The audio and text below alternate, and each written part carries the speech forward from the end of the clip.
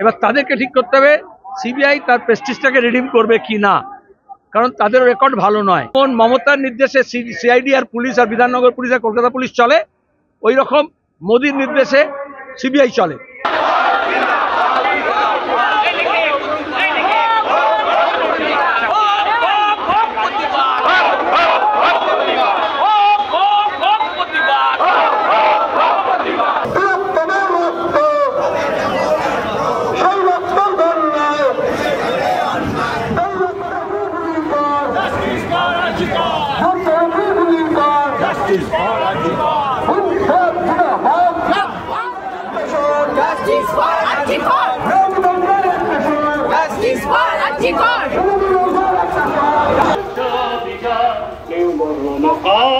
কেউ ভয়ে কাতর, কেউ বলির হয় না সহায় হয়ে পাথর। আর কবে আর কবে আর কবে আর কবে আর কবে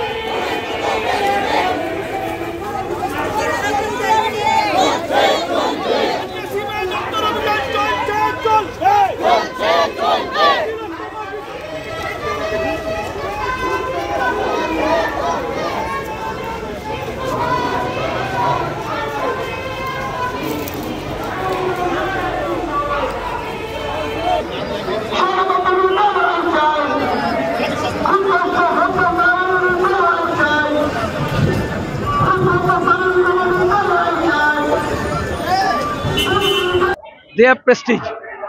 এবার তাদেরকে ঠিক করতে হবে সিবিআই তার প্রেস্টিজটাকে রিডিম করবে কি না, কারণ তাদের রেকর্ড ভালো নয়।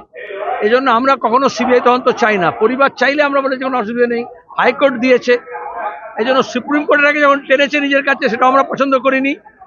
আর এখনো সবটা যেমনটা কালীঘাটের নির্দেশে বিনীত গোয়েলের সহযোগিতায় পুলিশ এবং স্বাস্থ্য বিভাগ মিলে সন্দীপ ঘোষ মিলে যা করেছে সেইটার উপরে ভরসা করে রাখলে মানুষের ভরসা উঠে যাবে সিবিআইয়ের উপরে, এটা আমরা বলেছি।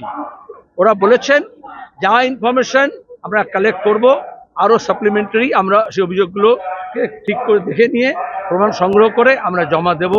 আমরা বলেছি নির্দিষ্ট সময়ের মধ্যে সত্য উদ্ঘাটন করতে হবে এবং পারিপার্শ্বিকতা দেখে তাদের পরিবার যা বলেছে, মানুষ যা বলছেন, অন্যান্য সূত্রে যা করা হয়েছে, এই সবটাকে আপনাদের ভালো করে পর্যালোচনা করে তবে দেখতে হবে।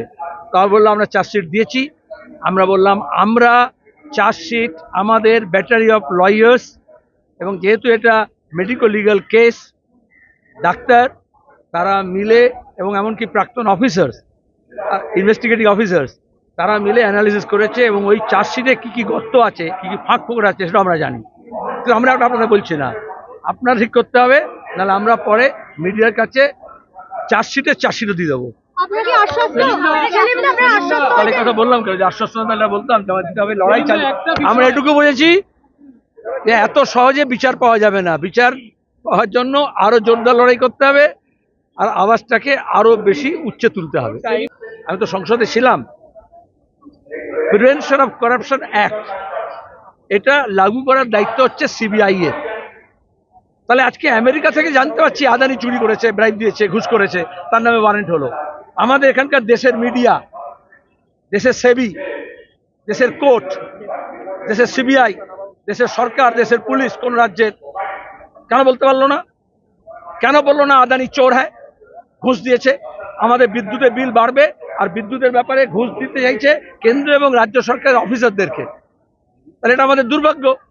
আমাদের দুর্ভাগ্য, সত্যটাকে গোপন করা হচ্ছে। আমরা সেই সত্যটাকে উদ্ঘাটন করতে চাই এবং সেখানে সিবিআই সেবি আগে ফেল করেছে।